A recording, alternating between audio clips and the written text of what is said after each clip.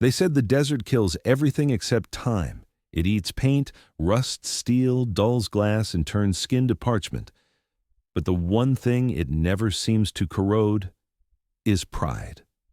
At Fort Holbrook, an aging training base carved into the Nevada dust, the dawn came not with birds or alarms, but with the hum of generators. The sky was a pale bruise, the color between night and day. And under that bruised light, two men stood beside a convoy of armored Humvees.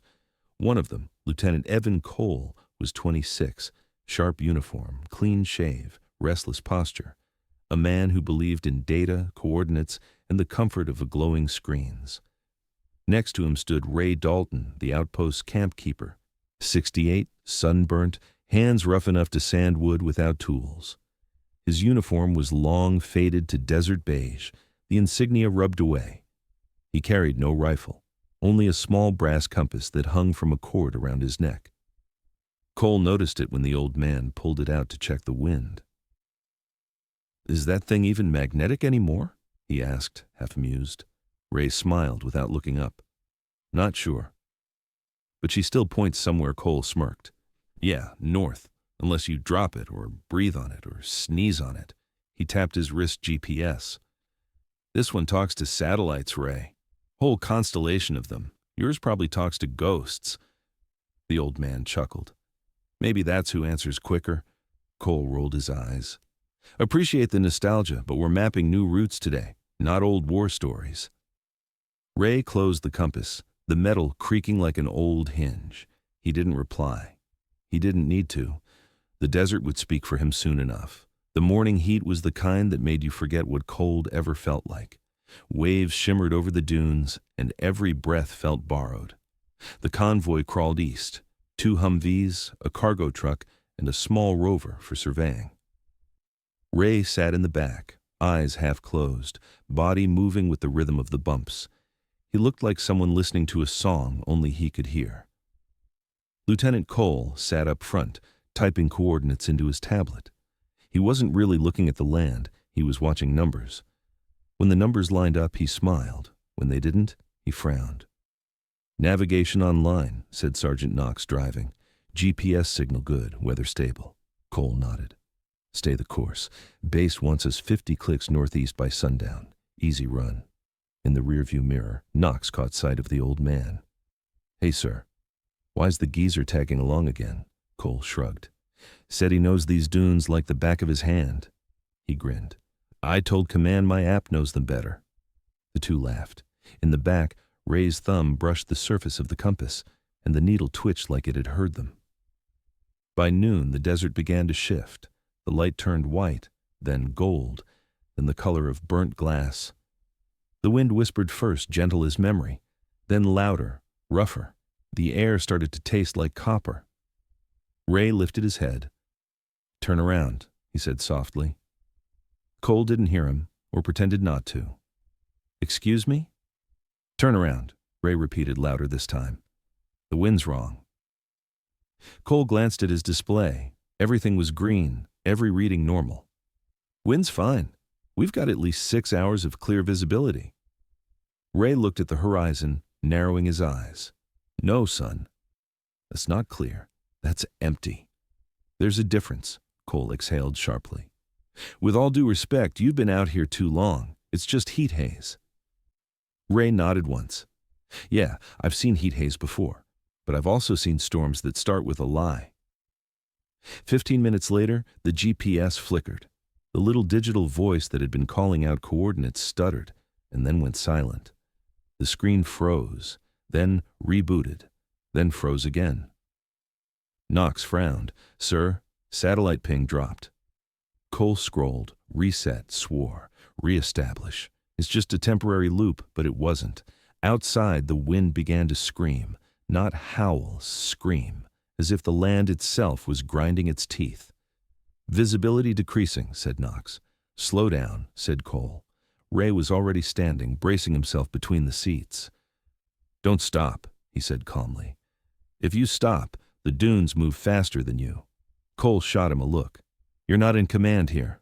Ray's eyes were fixed on the sand. "Neither are you." The world outside was dissolving. Sky, dunes, horizon, all swallowed by a wall of tan and white. The storm had arrived. The first impact of sand hit the Humvee like gravel in a blender. It wasn't the soft drift you see in movies. It was knives, grains of glass cutting through fabric, biting at skin. "Turn on fog lights," shouted Cole. "Stay tight." The vehicles huddled together like animals under siege, but the storm was not a visitor. It was the desert remembering it owned the place. Visibility dropped to 0. The compass needle trembled like it was alive again. "Sir," Knox yelled, "GPS is gone." "We're blind."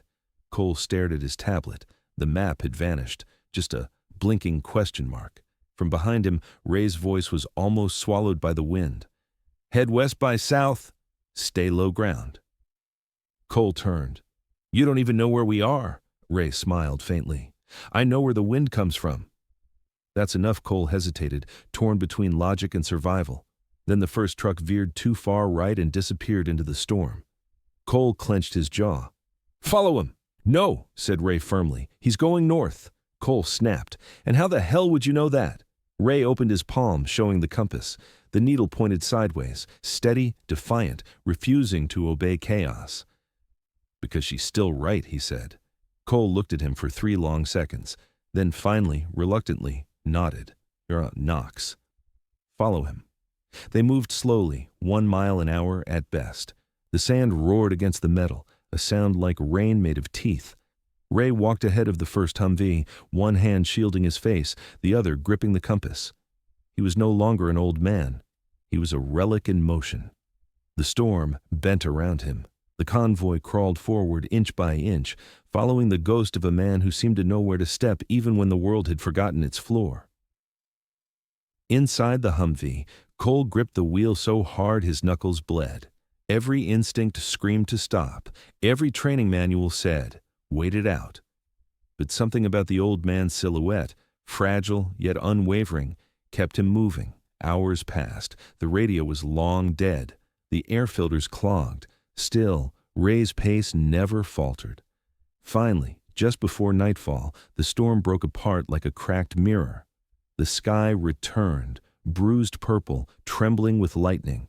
In front of them stood a rusted communications tower, half collapsed, half standing, an old Cold War beacon.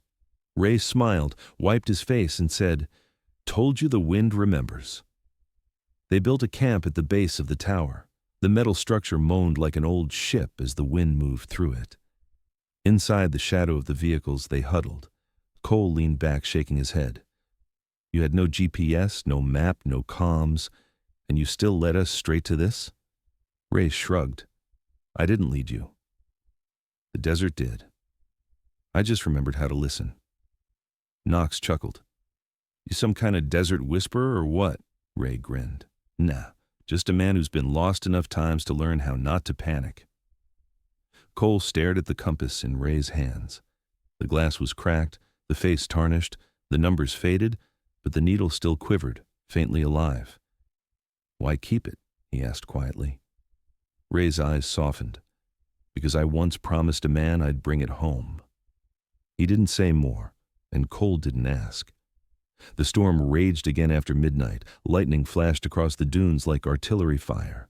The men slept in turns, their dreams full of sand and silence. Ray stayed awake, turning the compass over and over in his hand. It wasn't pointing anywhere anymore, just twitching like a heartbeat fading. He rubbed his thumb along its edge until he felt the engraved letters. Old, shallow, almost gone. JWD, 1971. He smiled faintly. Cole stirred. "You never sleep, do you?" "Old men don't sleep," Ray said. "They rest their bones and let their minds walk." Cole hesitated. "That name on the compass. JWD. Who was he?" Ray looked at the storm, not the lieutenant. "A friend, the kind that doesn't die, just stops writing back." He paused. "We were trapped once, not in sand but snow. He had the compass, I had the map. He said, 'If one of us makes it out, take both home.'" Cole swallowed. "You did," Ray nodded. "Eventually. Took me 30 years to get it here." Outside, the lightning carved brief, harsh shadows across his face. the kind of face that belonged to someone who had kept too many promises. When the storm finally died, the silence that followed felt heavier than the wind. The desert had changed its shape again, dunes where roads had been, ridges where there had been valleys. But the tower still stood, like a spine refusing to bend.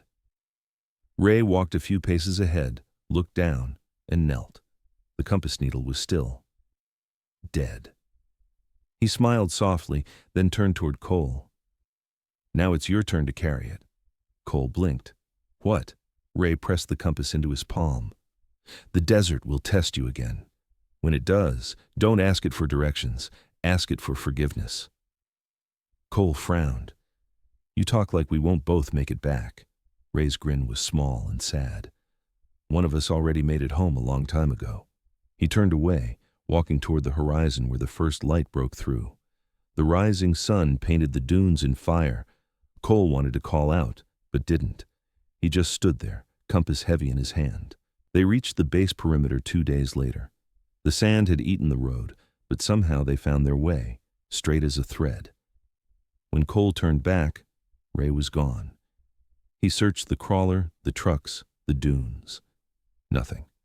Just a half-buried footprint leading west. On the seat of the rover lay the compass, its lid open. Inside, scratched into the metal, a new inscription. "Home is not north." Cole closed it slowly, feeling the heat of the brass against his skin. For the first time in his life, he didn't check his tablet. He just looked at the sky and listened to the wind. Weeks later, during a debrief, a colonel asked, "How'd you find your way back without equipment, Lieutenant?" Cole smiled faintly. "I stopped following devices and started following the man who built them." The colonel frowned. "You mean Dalton?" Cole looked down. "Yes, sir." Though I'm not sure he ever left the desert that night, Cole sat alone in his quarters. On his desk lay the compass, polished now, though the rust never really left. When he opened it, the needle didn't move, but the air shifted, a faint whisper of wind through a closed window. He smiled, then wrote in his logbook, "Sometimes direction isn't where you're going. It's who you follow when you're lost." He closed the compass, placed it back on the shelf beside his insignia, and turned off the light. The room went dark. The wind outside rose just enough to tap once against the window, like a salute.